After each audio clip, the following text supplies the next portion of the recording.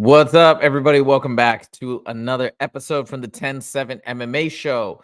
And I'm back with an awesome episode. A lot of cool stuff going on, and we got Justin jumping on as well. Justin, what's up? And what's up? Just kind of doing the quick intro. Celine says she can't wait. We've also got Western Mass Climber says Oi blood, Oi Celine blood. Not sure what that means, but awesome. Welcome, everybody. Thank you for joining. We got an interesting week here, kind of still feeling the effects or the after effects of UFC 303. And there's a lot of stuff in fight news that is still interesting. We've got the Mike Perry versus Jake Paul fight coming up on July 20th, and there's been some really cool interviews about that. We're going to start there. There's also some stuff going on with Nate Diaz and Jorge Masvidal. I believe that's this weekend. Hold on, let me double check. They had their final press conference. So I'm just double checking. Yeah, it's on Saturday and it's in LA. Oh, snap. Or close by. So anyways, that's kind of interesting. And something funny happened at the presser that I want to show you guys, and we're going to talk about it. Also want to talk about, man, I don't know, Justin, have you learned much about Payton Talbott? No, I mean, we just saw his matchup from over the weekend. He had an incredible first round finish.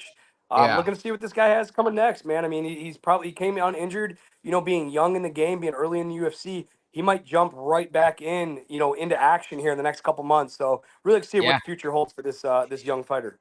Yeah, and we're going to talk about him. I'm interested to hear. I want to tell you more about him because I've been binging his interviews this week. I'm like really think he's just awesome. Like just in every way. I love his interviews. His fight style is incredible. His whole story, everything about him is really cool. So I think he's got big star potential.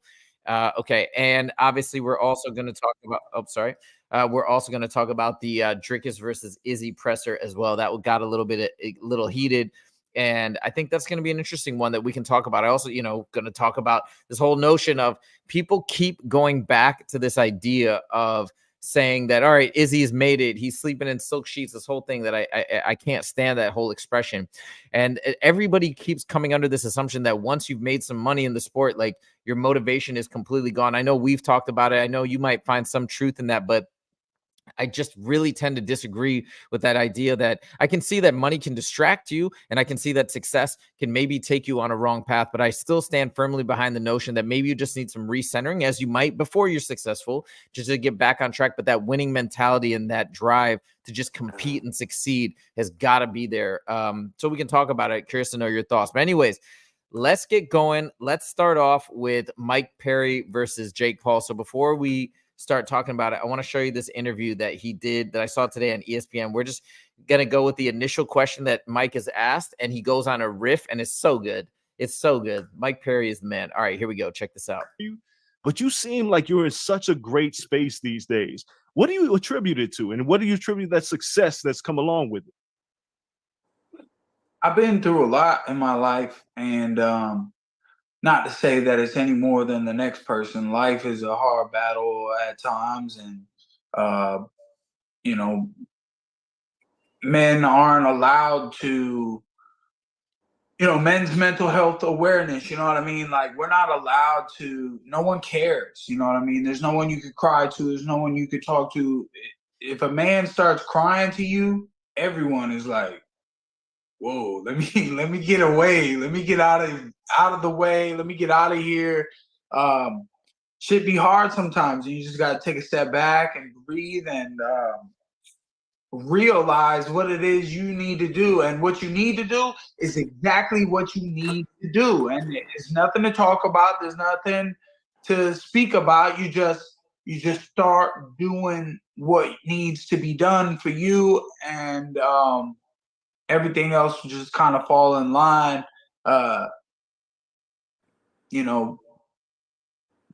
Having kids definitely made me batten down the hatches. That's the word. I've been on my Navy shit lately, on some sailor type stuff, because I've been trying to get on boats a lot. My dad was in the Navy. I've had him out recently. I hadn't seen him for years, and then it wasn't against him. It's just, I've been busy. I've been super busy, and so I got to get a little bit more respect for my dad, and got to see a new side of him. And You know, I'm seeing my family grow up in front of my eyes, and I have all these opportunities that I can succeed and build this great legacy and make it where my family, you know, won't have to want for nothing. And all I got to do is fight and bite down on that mouthpiece and send the cannons my way, buddy. All right, we're gonna stop there. So I just wanted to start with that because and I want to get your take. Like I feel like Mike Perry is just a fighter's fighter. You listen to everything he's talking about. He's just sending good vibes, good messages, and you know how I love the sport of mixed martial arts primarily for all the motivation to hear about what people are going through, how they've gotten where they've gotten, and you can apply all of that in those microscopic elements to a macro level and to whatever you're trying to do in life. But anyways, Justin, let me turn it over to you, to the fighter. When you hear Mike Perry talk like this, just talk so openly and authentically about what he's been through and how he's gotten to where he's at, does that strike a chord with you? And what are your thoughts? I mean, Mike Perry is one of my favorite fighters, especially for bare knuckle. You got Lorenzo Hunt, Mike Perry.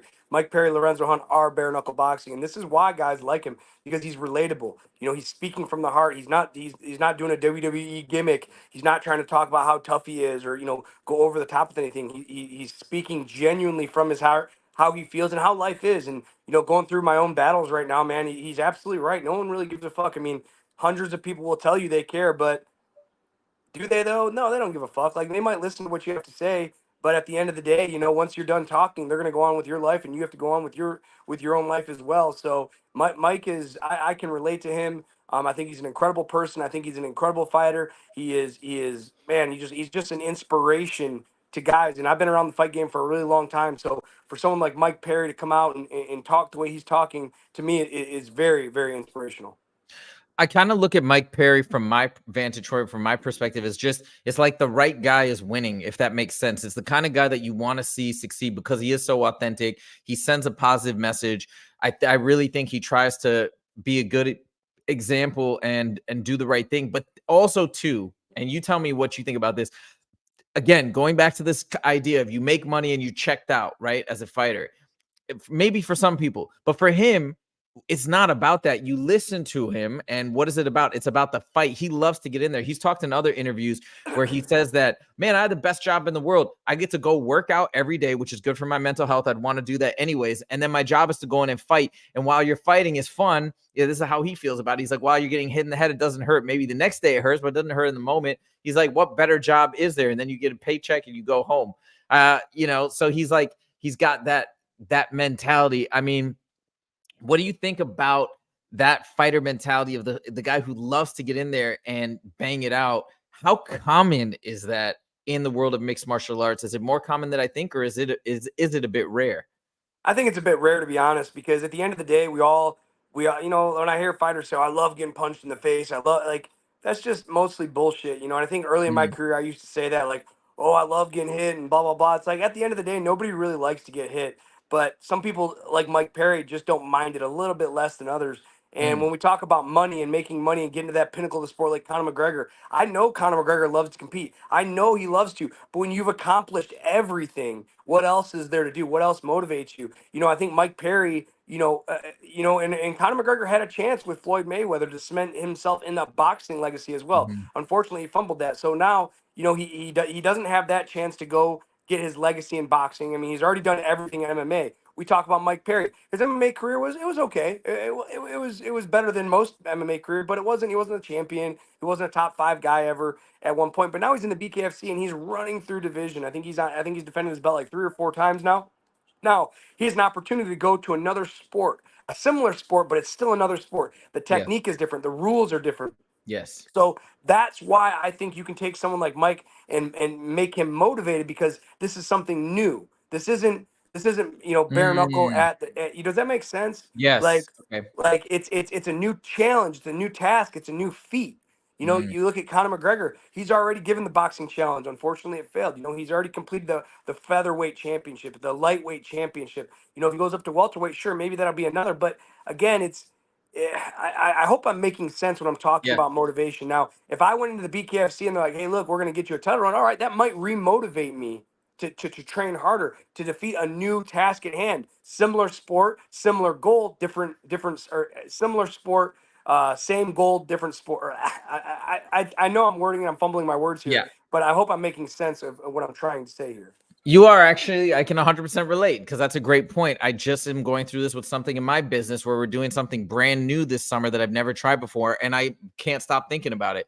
And so it's like injecting something new into something that I've been doing, and it does reinvigorate you a bit. So that makes a lot of sense. And look, I do get that idea of when you're sort of maybe feeling like you're constantly at this level and then eventually that high wears off. So I can see the motivate. I'm not saying it directly correlate. Maybe it does have correlation to money too, right? It has to some degree. So the high can kind of wear off. So then you maybe have to reinvigorate yourself with like a new challenge like Mike Perry's doing or whatever. That's an interesting point.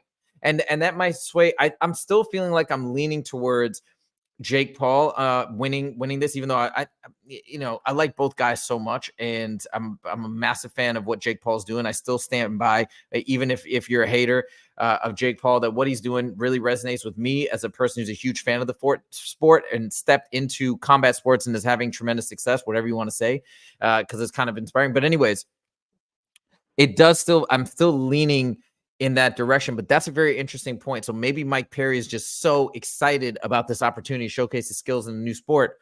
That's going to give him added motivation. He's going to train super hard. We'll see what happens. He did say, he's like, all right, we're going to see who's gotten, because they sparred before, who's gotten better in the last 3 years, right? That's an interesting question. And how do these bare knuckle boxing skills translate over, especially when Mike Perry says he's not training bare knuckle. They train in gloves. By the way, like what do you think about that?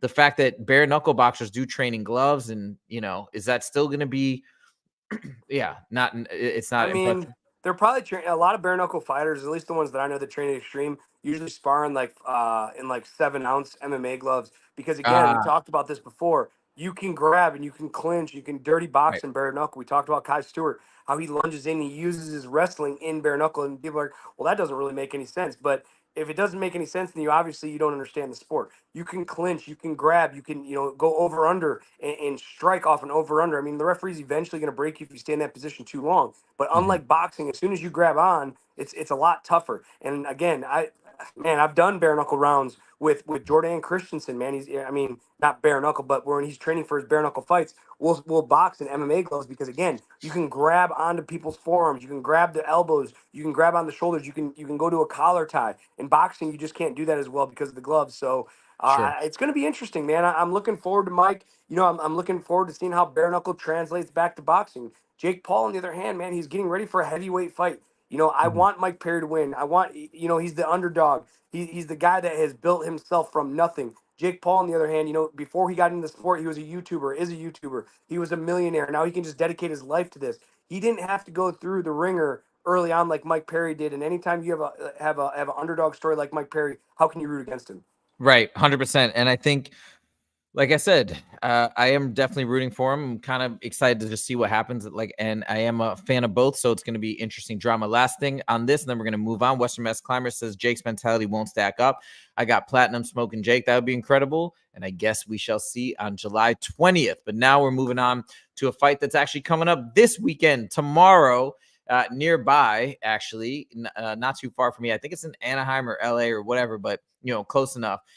Nate Diaz versus Jorge Masvidal. And I think what's been getting a lot of press is this instant at the presser. So I'm going to show you this because I've watched a bunch of this. Man, I'm like, sometimes I feel like I watch too much of the drama stuff, in the sport, whereas you're more like into the real like technique and what's going on. How does this fighter stack up against that fighter, right? That's your bread and butter. This is your sport. But I'm also intrigued by the drama. So you might not have seen this yet, Joseph. Is it with Neon? Yeah, you saw it? I think it's fucking stupid. Okay. Oh, let me just show the audience. No, yeah, of course. Okay. When you do get knocked out, are you going to retire? Okay, by the way, if you guys don't know who Neon is, let me back it up a little bit. So Neon is this YouTuber, and he's kind of like, he takes on this nerd persona almost. He kind of welcomes it, I guess you could say. And he tries to be inflammatory intentionally. And obviously he doesn't know how to fight whatsoever. He's really small, so I guess it's kind of funny to that he went and did this. It's pretty stupid, to be honest, and disrespectful. and Nate Diaz doesn't play. So anyways, we're gonna show you this from the presser. It's probably getting good buzz for the fight, at least to Neon's credit, but Nate did not take kindly to this. So watch this. So first he kind of warms up by asking Nate like a normal question. Oscar De La Hoya, Ricardo Mayorga, Fernando Vargas, and all those guys, and shit, everybody. That's too many to name. Wow, that's amazing, man. That's amazing. Second question I have for you today, man, is when you do get knocked out, are you gonna retire? Who said that? So I know who you are. Or That little bitch boy, you fucking little pussy faggot. Fuck. if you do, I don't know what's gonna happen. I'm gonna be watching. I'm excited to see both sides, but I'm gonna kick you in your fucking leg, motherfucker. He said when you get knocked out. Hey, P.S. Fuck you. I have a lot of respect for everyone, man. It's just I want to see a great fight. Fuck you. Okay, now what happened after this, which isn't in this video? I don't know if you saw this, Justin. I saw it. He gets chased down the parking lot. It's fucking stupid. Go ahead. Okay, yeah. So anyways, they actually chased him out. I don't know if that was. I think it was. I think real. it's staged. Oh really? Oh shit. I do. I mean, because he's running. Oh, I'm so sorry. Shut the fuck up, you fucking faggot. You disrespectful little fucking bitch. Like, I like. It makes me mad. Like, this guy's put his whole life on the line, and this little fucking faggot ass bitch wants to come in there and start talking shit to an incredible fighter, one of the most beloved fighters of all time. This little fucking bitch, like. Dude, I'm like level 10 mad watching this shit because he's doing it for clicks. It's so disrespectful, and it makes me like want to fucking kill this kid. Like, he thinks that it's just like, man, like when you're involved in this sport and you've put your life on the risk, and this little bitch, oh, like, I'm sorry, he's running through the parking lot. I'm sorry, it's a joke. Shut the fuck up. I hope he fucking gets his ass beat. I mean, I hope he gets hospitalized. I hope he says the wrong thing to somebody and gets fucking shot, gets fucking his ass beat, and he fucking, like, I hope he's like permanently damaged from it, because I take this so personal and so disrespectful that this guy, again, I'm going to say Nate Diaz is a fucking gangster. I don't care if he loses, he never wins a fight ever again. This guy has been a crucial fucking staple to the sport of MMA. Oh, when you get out, fuck you, little bitch. Like that. I hope that someone fucking stabs him, shoots him, beats the fuck out of him. And then people get mad for me saying that. I don't give a fuck. You got to learn your fucking role. And Mike Tyson said it best. The internet's made us too comfortable talking too much. Go say that to one-on-one. Hey, when you get knocked out, shut the fuck up, you little bitch. And I'm sorry for going off on this rant. I know because we're on YouTube and I'm not supposed to swear, but this is seriously enraging to watch. And it makes me even more mad that we're talking about it, because all we're doing is what he wants. We're clicking on his shit. We're giving him views. We're spreading this, oh, it's okay to talk shit to fighters. They can't do anything. Hey, I hope he goes somewhere and gets fucking shot, gets fucking clapped up, and I don't hope he dies, but I hope he realizes, oh man, I did the wrong thing. And it's just so fucking disrespectful that he can go on and think it's okay to talk like this to one of the greats to ever do. I'm not saying he's the greatest ever, but dude, Nate Diaz is a fucking dog, and he built the sport of MMA on his own shoulders. And this little bitch who's probably never been in a fight in his life, well, when you get now, shut your fucking ass up, dude, man. He needs to get slapped in his face.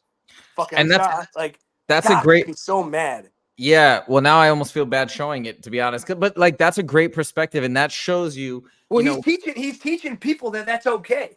That he can just go around, and now everyone's, oh, well, Neon did it, so next time I get a chance, I'm gonna go talk shit to a fighter, and they're not gonna do shit because I'll call the police. I'm safe behind the police. I'm safe behind the law. Fuck you, bitch. Get in the cage. And that's what he says. Yeah, this little bitch ass faggot. Yeah, and that's exactly what he is. He's a little fucking bitch that thinks that he can just hide behind the police. Because if Nate beats that guy's ass, he's gonna call the police on him, and that is just fucking bullshit. And it's Bush League, and it's like, man, hey, that'd be like me coming on your tutor platform and telling you suck as a fucking tutor when you have 120,000 subscribers on your tutor platform. I'm telling you that guys are better. Hey, what happens when this other tutor company takes over yours? Like, you wouldn't take lightly to that, man. Maybe if it happened once or twice, but now in the culture of fans that everyone's getting comfortable doing this. And the more we talk about it, the more, oh, wow, he got 10 million views. Oh, shit, well, I'm going to do the same thing. And it just encourages kids and YouTubers to do this shit with no repercussion on the back end.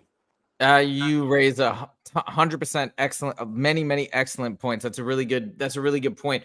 And you know, I'm glad you actually said all this, because my initial thought was I was just going to show it and we were going to talk about like to see if it drummed up interest for the fight and whatnot and get your thoughts. But you make a really relevant points. Look, you know my thoughts on this, and I find people are out of line all the time in ways that don't really make sense, because like if you're not willing to step in there, how can you really criticize too much? It's just illogical.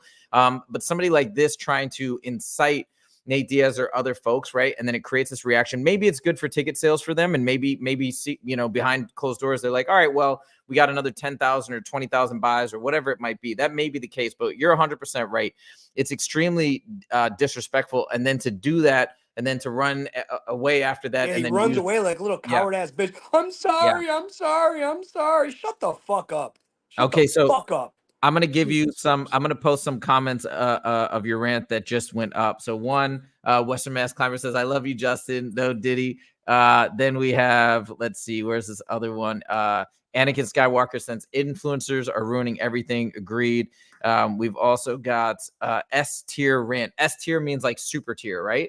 Yeah, it's like it's above A. Like A, B, C, S is like supreme. But right, dude, it's so true. And I know I'm being foul mouth, calling him a faggot and shit. But Yeah. again, like I don't care, man. Like this guy is encouraging other people to do this. And you know what? If it's fighter to fighter, now if a fighter's asking him a question, hey, when you get knocked out, guess what? I can respect that. Guess what? He gets in there, you know. But when it's some little bitch that my 15-year-old son could beat in a fight, like that, you're a coward. And then he runs, bro. I don't care if Francis Ngannou fronted me off. I'm not running from no man or no group of men. Now, if they have a weapon, yeah, then. But I'm gonna if I disrespect somebody, and I have many times, I disrespect someone and they want to front me on it. All right, hey man, let's knuckle up. If I get my ass beat, I get my ass beat. This guy's running through the parking lot. I'm sorry, screaming. I'm sorry, man. Dude, I hope he gets fucking hit over the head with a bat, bro. I hope something happens to this guy, and just to show all the other YouTubers, like, shut your fucking mouth. Buy your ticket, shut your mouth, ask appropriate questions, or you're going to get slapped up. All right. Well, there you have it. I really got nothing else to add to that. We're going to throw in one more comment from Western Mass Climber. You know, he's kind of agreeing with you on those sentiments. I hate the culture behind this stuff. Yeah, I 100% agree. Celine giving you all fire emojis. All right. Let's leave it there. I got nothing to add. That was beautiful. We're going to chop that I'm just up. like, dude, I'm seriously like, this is not a fucking game. Like, I'm mad. Like, my heart, I mean, maybe I'm sensitive right now just because of everything that's going on, but dude, it just makes me so like, I'm sweating over here. Like I have a fan on me because I'm sweating. I'm so fucking mad right now listening to this little bitch. And all I see I see everyone reposting. And I'm like, dude, he did this and he knew by doing this is exactly what would happen, man. You know, like if you watch Lorenzo Hunt and BKFC, I got to see it live. I just happened to be there. I was at the weigh-ins and he's fighting, man, what's his name? The Diesel, Joe Diesel Riggs. All right. And Lorenzo Hunt goes in there and they're squaring off and he's eating a tomato. And again, Joe Diesel Riggs is an incredible fighter. He's an incredible guy. He's managed by my good friend Roman Isbell. Lorenzo Hunt, arguably one of the greatest bare knuckle boxers of all time. He's eating a tomato, and then during their square off, he mushes it in his face, and he got like 50 million views. To me, that's okay. Was it disrespectful? Yeah, it's fine. But guess what? The next day, Joe Diesel Riggs has a chance to do something about it. They're going to fight the next day. I'm okay with that. He's doing that for ticket sales. He's doing that for views. He's doing that for likes, with the chance that he's going to get his ass beat the next day. This little bitch ass Neo isn't gonna do, or Neon or whatever his stupid name is, isn't gonna do shit ever. And all he's gonna do is he's just gonna do shit like this for the rest of his career to get likes. And that's what he's looking for. People to click like on his video. He's a fucking bitch. And Luisa clipped this shit and posted all over. This is the video that needs to go viral. Fuck Neon and fuck all you YouTubers out there that think that you're anything special. You guys are all little bitches. Yeah, well said. Louise is laughing in the background. She's giving you a round of applause. All right, well said. You know, I want to say more, but I feel like you just summed it up. But there is a look. I'll just say this. I see it in other walks of life. Just this kind of culture of disrespect that's being normalized. And I think you make a phenomenal point. We shouldn't disrespect people in general, but especially not people are putting their lives on the line, as you mentioned, for our entertainment, for this amazing sport. So well said. And all right, let's do it. Let's move on to topic 3. Phenomenal. We will definitely be clipping that up. That was excellent. All right. Now I want to turn it away from Neon and all this nonsense. I want to turn it over to, a fighter that I don't know. I'm just getting so excited about him. He's unbelievable. Payton Talbott. So I want to tell you more about him before I play this clip. Payton Talbott, okay, has only been training mixed martial arts since 2019. Okay, he's 20. No, sorry. He's 25. I think he started at age 19, but he had his first fight in 2019, 5 years ago. So he's so new to the sport. He just picked it up, and he's picked it up phenomenally. He's gone on the Contender Series, had amazing success, and then at UFC 303 on the prelims, he had a first-round finish within the first 20 seconds, basically through 4 strikes, the 4th cross, which we played on Monday. We got in trouble, by the way, for that. That's another story. Somebody warned us about that, and you were right. We can't play those clips, even if they're public and from the UFC. They don't want us to play. Yeah, go ahead. Do you think that guy that warned us reported the video? Because we show a lot of videos. We've never been warned before. This guy warns us, and then we get dinged the same show. I don't think so, but I hope not, man. If you're Yeah. watching, I'm not trying to talk flack, but we've shown a lot of clips from a lot of fights. Nobody's ever said anything before, and then all of a sudden, the one time this guy says, "Hey, you watch out," and then we get hit. Like, I just thought that was kind of weird. Well, so you know what? Here's the issue. I think because I showed the clip, there was a couple points that were flagged, but I think because it was, I don't know. It's a good question. Maybe because it's so new. Maybe because it's a recent fight, and the UFC is like, "Nah, we're not letting you play this because this just happened. It's super hot right now, viral clip." Maybe that's why. Okay. Sure. But anyways, going back to this, he threw 4 strikes. The 4th was just picture perfect, beautiful cross. Caught him right here on the bottom of the chin. Boop. Knocked him out. And maybe I'd say arguably should have called the fight already, or maybe not, whatever. I don't know. But then he didn't call the fight. He waited for a second because he thought he was out. And then he went in, did an insane ground and pound. I think it was 13 strikes landed total before the ref called it. Really, really did a phenomenal job. But that's not even all that. I mean, so there's these things, right? He's phenomenally athletically talented, because how do you get in the sport in 5 years and be in the UFC just knocking people out with minus 1,200 or 1,600 odds, whatever the heck it was? Like, that's bonkers to me. Okay. And then on top of it, he's like into skateboarding, which is different. I don't know many fighters that are into skateboarding. He actually says skateboarding, in his opinion, is more dangerous than fighting, which is super interesting. Oh, by the way, Anakin's chiming in. Hold on, let me show this. Talbot's going to be a future contender. I'd love to see him against Marcus McGee, Daniel Marcos, or Vincius Oliveira. Interesting. Okay, so we're gonna come back to that. But what I'm blown away by, again, because I love the stories, is his demeanor and his personality. So I queued up a clip of Payton Talbott, and I want to play it for you. And again, kind of like you gave amazing opinions on Mike Perry and his character and your thoughts on him, I want to show you this clip of Payton Talbott. I think Sean Strickland made some comment about him being gay or something. I don't even think he's gay. I don't know why Sean said that. He's not. He's like Payton Talbott said in interviews, like, yeah, for some reason there's a narrative that I'm gay online. Like, I don't think he is. Actually, I think he's like got mad game, to be honest. He's a slayer. I think he does. But here, let me show you this clip, and I want to get your thoughts on what you think about his personality. Okay, check this out. Not in the UFC. One of them is probably Giannis. Who's Giannis? He's my opponent. I'm supposed to know that. What was the question? Come on, Nina. She was like, who? Well, the leading up to it, she said, "Who's your Frank?" It's some movie that I'm not familiar with, but she basically, it's like your nemesis, and he's like, it's probably Giannis, which is his appointment. And she's like, didn't know that. So, anyways, he gives her a hard time. Watch, and then it goes on to a really interesting topic about like his mentality, and also he talks openly about how he lacks empathy, kind of similar to Sean Strickland, by the way, who was going off on him, right, in that same mindset. But like, he talks about it just. I just want to get your read, because like I look at him, I'm like, dude, he's 25 and he's so calm, relaxed, authentic. Like, you know, it's unbelievable. So check this out. Come on, do your homework. Okay. So where does this emptiness and internal void and lack of emotion come from?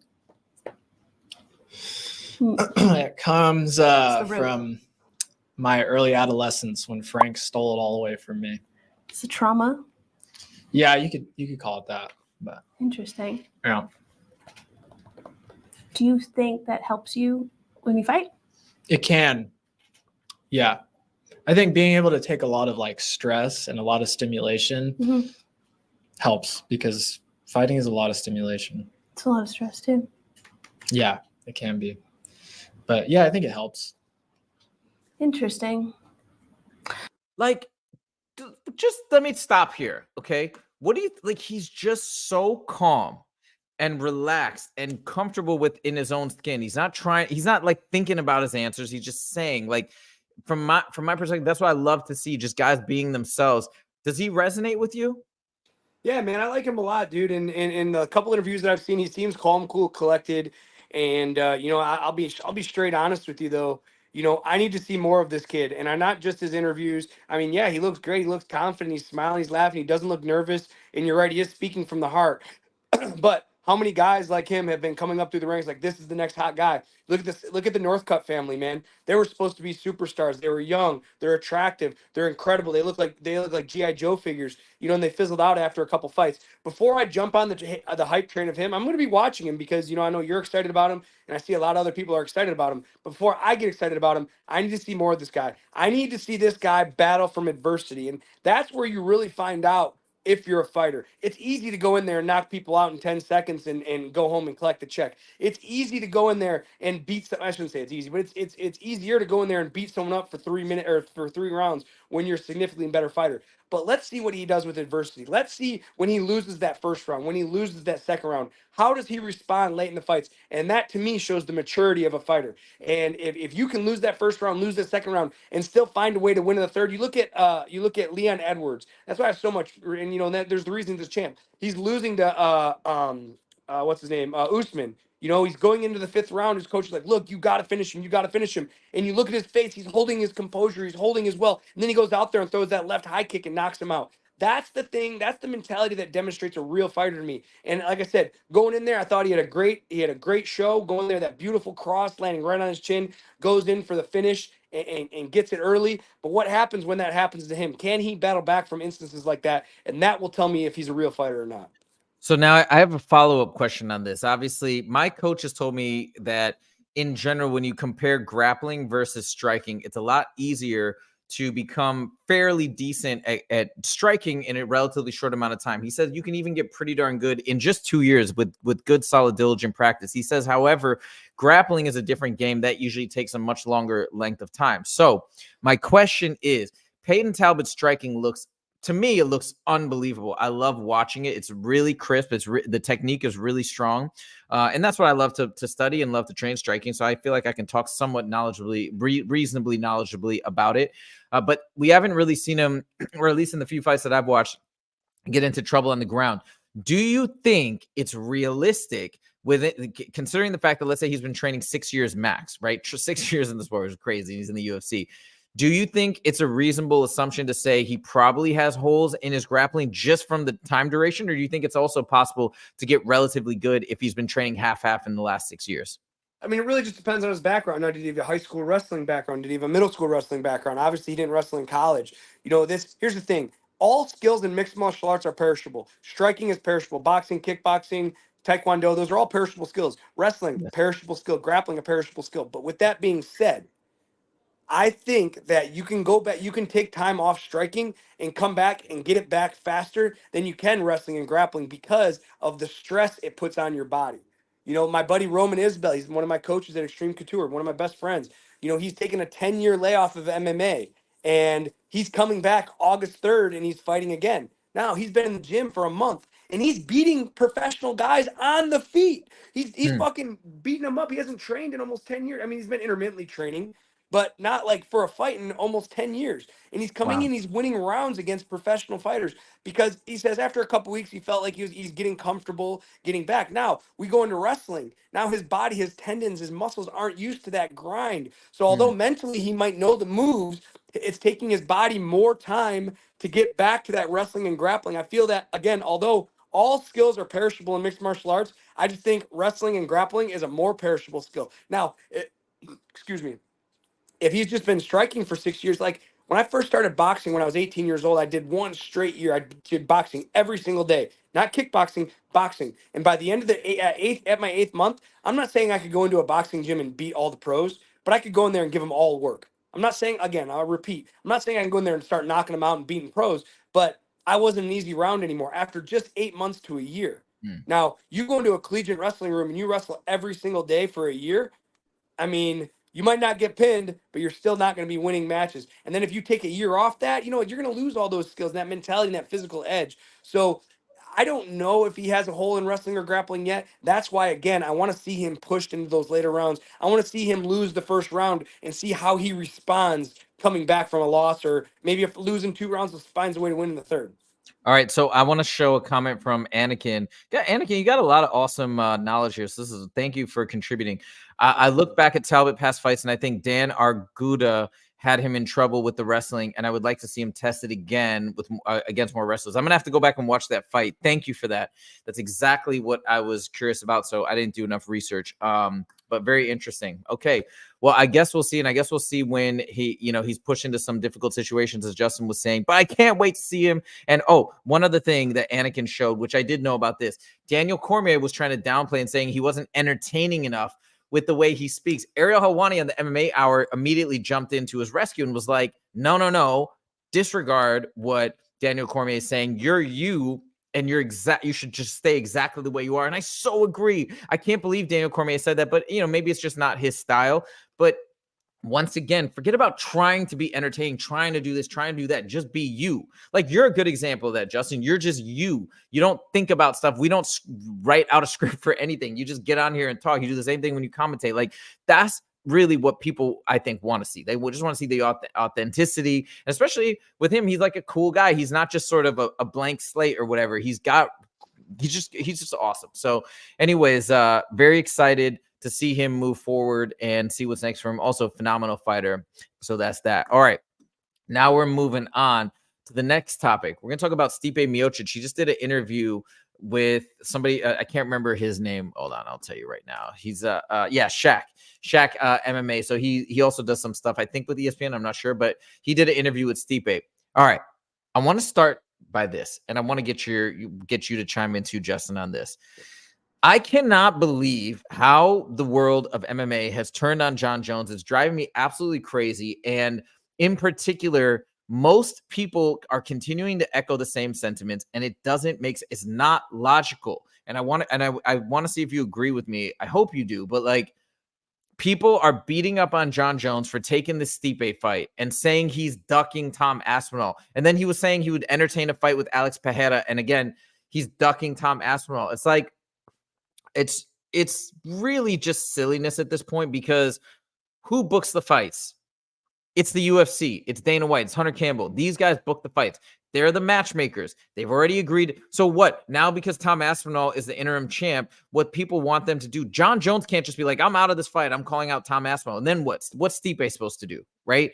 What is the UFC supposed to do? The UFC makes the fights. And so many fighters go on and say, like, I'll fight anybody. It's whoever the UFC puts in front of me, I'll take them. And that's usually an admirable thing. But now everybody's getting on Jon Jones as if he should go against the UFC when Dana White wants to see this fight. I still want to see it too, by the way.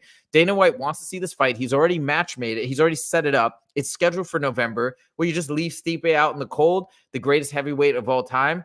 So I think the community needs to back off Jon Jones as getting totally out of control. Just examine it through a lens of logic. Maybe he'll fight Tom Aspinall. Maybe he won't. But that's up to the UFC. It's not up to Jon Jones. He can call him out. They still might say, no, we don't want to see that. Justin, what are your thoughts? I've been flip-floppy about this this conversation a couple times, and I'm on Jon's side now.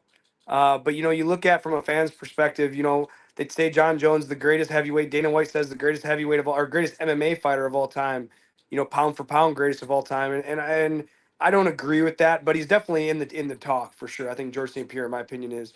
But with that being said, I mean, he's paid his dues. Now, you look at the fans' perspective. Stipe Miocic doesn't have a win over any current active UFC fighter on the roster. Like, everybody he's beat is now retired. He hasn't fought in 4 years, or maybe last year he got brutally knocked out by Francis Ngannou. So I can see why fans are less excited about this. All right, I can relate. I'm playing devil's advocate on this because again, if you remember our conversation a couple months ago, I was on the fan side, like, I don't like this matchup. I don't like this matchup. But the more I think about it, the more I thought about it, Jon has been entertaining us for years and years and years. And this is an easier matchup for him. Let's just say that. And I know people say that he's the greatest heavyweight of all time. And I don't know about that. But people do say that, and you just said it a second ago. But you know what? Give Jon Jones a gimme fight. Give him a fight that he's supposed to win, that if he wants to retire after the fight, he can. Do I care for the matchup? Absolutely not. Now, if Stipe goes in there and starts as Jon Jones, the whole MMA world is going to go bonkers. Do I see that happening? Absolutely not. I think he's going to finish Stipe in the first round.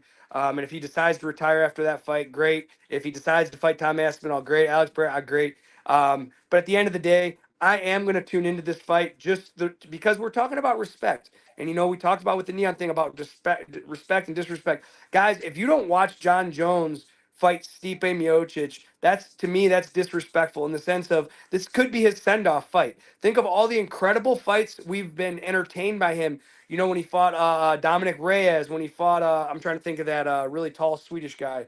Gustafsson.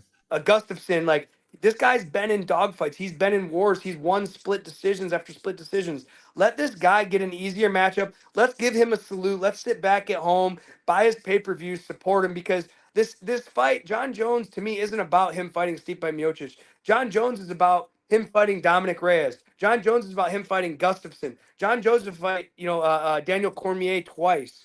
Like, the reason I'm going to watch this fight is for all the memories that he's given me and all the incredible fights. Whether this is going to be incredible a fight or not, I don't know. But I respect Jon so much for everything he's done in the sport, for how long he's done in the sport. A lot of people don't understand. This guy's been around since like 2010. 2010, he's fought the best of the best. He's never shied away from competition. I know he has drug allegations or like steroid allegations.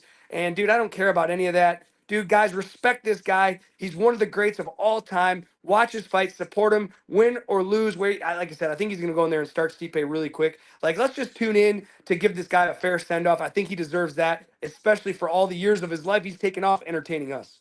100%. I mean, it's foolishness in my opinion. For some people, some YouTubers are being like, I'm not even going to watch the fight, or I'm going to watch it just because I'm going to watch it, and that's my job. But I'm not excited about it, and I just don't understand that. We see legends like, remember when Conor McGregor was matched up with Cowboy Cerrone, and that was maybe a mismatch. I don't even know, whatever. But like, people still tuned in, and it was exciting because we want to see a fighter that has done incredible things. We just want to see them come back because we love them. Even if Nate Diaz comes back and has a fight in the UFC, and maybe it's not for title contention, but we want to see it because it's dope. Same with Jon Jones. I just got to believe people want to see it. Whatever you think of the matchup, it's done by the UFC. It's set up. Stipe, fine. You want to say whatever you look, when it was announced, people were excited about it. Maybe not in crazy droves, but people were excited about it. It's only because time has passed, and now we can say it's this many years since Stipe has had a victory, but that's because Jon Jones got injured. So yeah, as time passes, that gap grows. But at the end of the day, I think this is still an interesting matchup, and I want to see Jon Jones fight. I want to see Stipe fight. If Stipe was fighting somebody else, I'd want to see that too.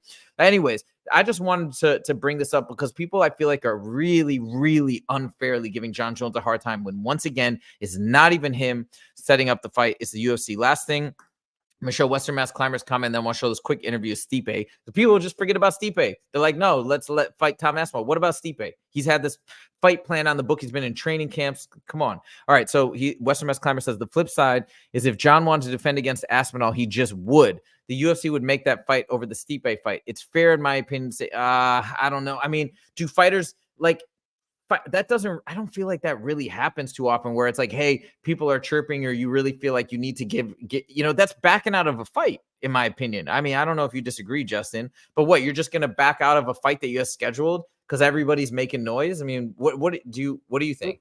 Once the fight's scheduled, it's finalized, and that's just the way it is. But I think what Western Mass Climber is more getting to is this fight should have never been made. The Tom Aspinall fight should have been the first fight made and not the Stipe fight. Because once the Stipe fight signed and agreed, obviously there's no backing out. Tom Aspinall is a much tougher opponent, I think, than Stipe, especially now. But I think, if I'm not mistaken, Western Mass Climber, comment your reply to me. Like, do you mean that the Stipe fight should have never been made and he just should have defended against Tom Aspinall?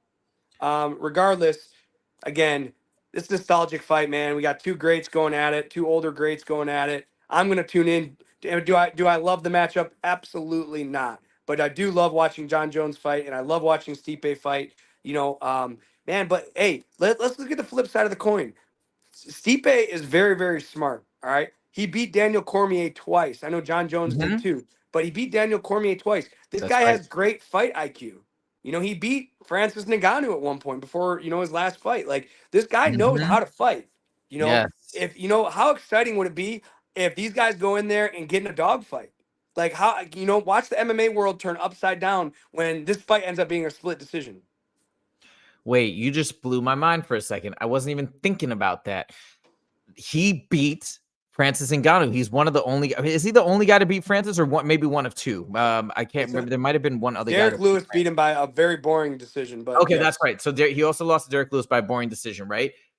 I just realized, and a lot of people said from the get-go, the reason why that Dana White is praising Jon Jones so much is he wants to make sure to take the shine off of Francis Ngannou being the greatest, fighter, the baddest man on the planet, right? So he's really trying to, because now he's out of the organization. I don't know. It just occurred to me, maybe that's why Dana White wants this fight so bad, because one of the guys that beat Francis, now John's going to go in and beat him, and by that, MMA math, that doesn't really work, but it'd be like, all right, this is all the dots are connecting. Okay, anyways. Real quick, let me end with, I want to give the stage to Stipe on this interview, and then we're going to move on to our final topic. So let me share this here, and let's check out Stipe talking about the Jon Jones fight and why he wants it.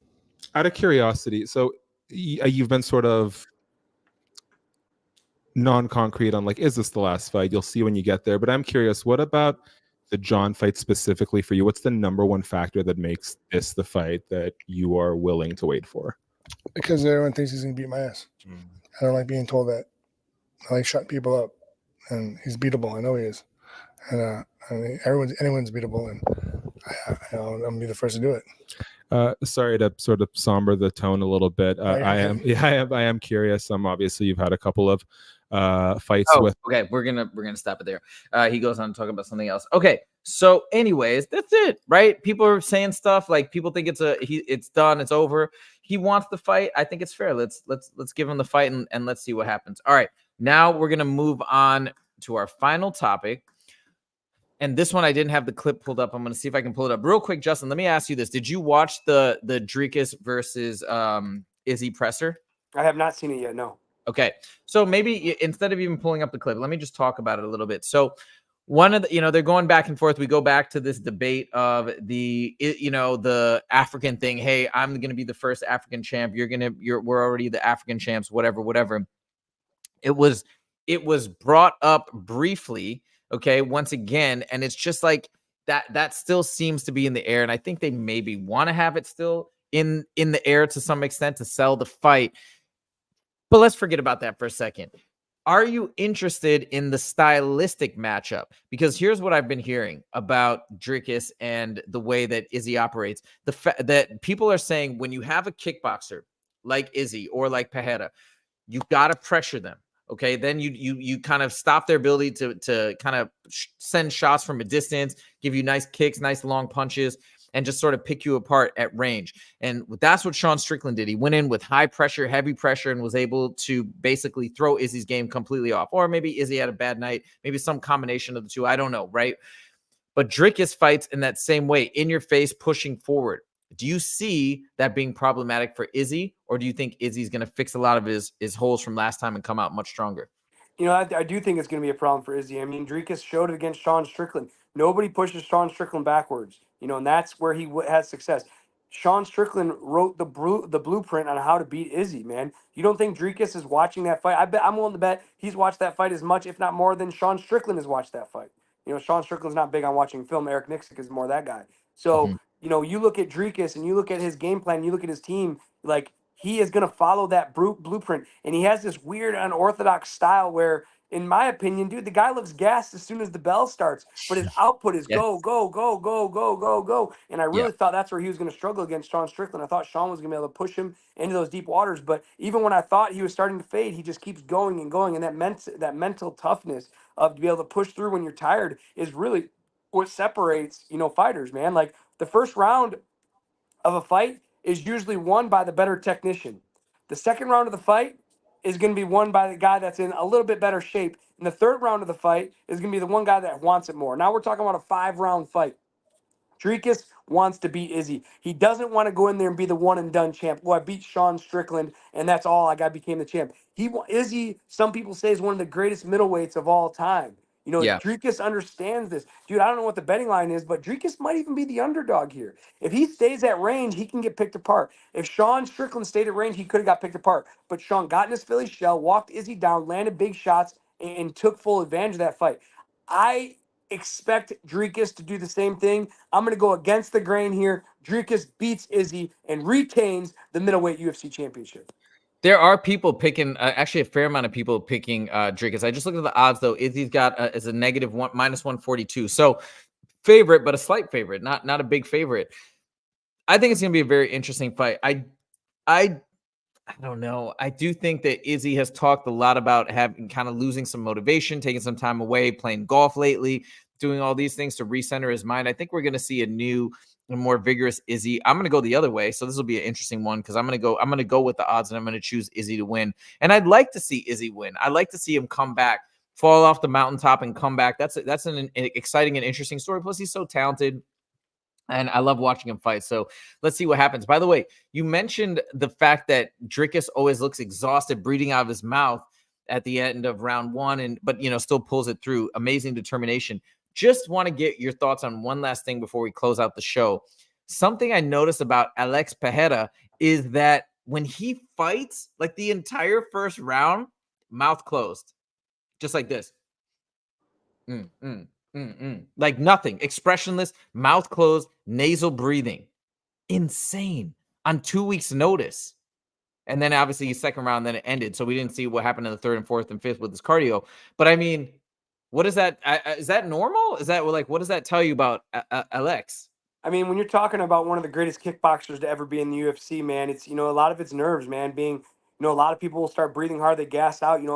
I tell you what, I've had some incredible training camps, the best training camps I've ever had, and I gas out within a minute or two. It's because my nerves will get the better of me. My mind will be going. So when you're talking about world championship quality fighters, Alex Pereira, he's not nerves. Those nerves aren't getting to him. His nerves aren't affecting his gas tank. He knows the task at hand. He knows what he needs to do. He's able to stay calm, cool, collective until he finds that shot. And again, I'm speaking from experience. I have 78 fights, and I really feel that, especially when I've rocked somebody, like when I fought Gavin Tucker, the best fighter I've ever fought in the UFC, and I dropped him. I jumped on a guillotine. I remember thinking, fuck, oh my God, this is the greatest. Oh my God, I got him. And then his pants fell off. He gets out, and now I'm in trouble. It's like I have to walk to my corner, deflated. My arms are gassed. I'm this, I'm that. In my mind, I had already thought I won the fight. I thought the fight was about to be over. Now I have to answer the bell for the second time. You have someone that Alex Pereira doesn't get like that. He drops somebody. He takes his time. He's composed the whole time, and that's what really separates him, his championship mentality, from a lot of fighters, including myself. Wow. Okay. Well, I think we're going to close out the show. I somehow got onto LX, but once again, that's something that people have been talking about still all week, just his incredible rise. And apparently he wants to turn around and fight relatively soon, which is completely insane.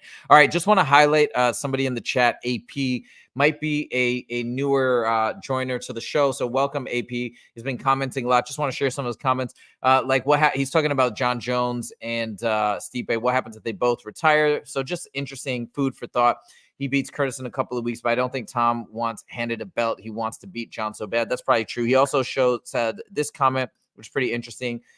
Izzy is going to piece up Dricus for 5 rounds, gets the belt back, and the UFC angles for the trilogy with Payton. I don't want to see the trilogy, by the way. I don't know what I'm not interested in seeing him and Payton fight again. I want to see Payton move up and keep fighting heavier guys or other guys or new challenges. They had their thing. They did it. Like, I don't know. Maybe you disagree with me. I'm really not interested in that. I want to see what Payton can do beyond. I feel like he's on this war path that is just unprecedented. Me personally, I don't want to see him go back. But anyways, AP, thank you for joining the show. And by the way, guys, today was so much fun. We went a little bit long, almost an hour. I think usually we're more around the 40 or 50-minute mark, but this was just such a blast. So many interesting topics. We had Justin give that amazing perspective on Neon that we're going to chop up and clip for you guys.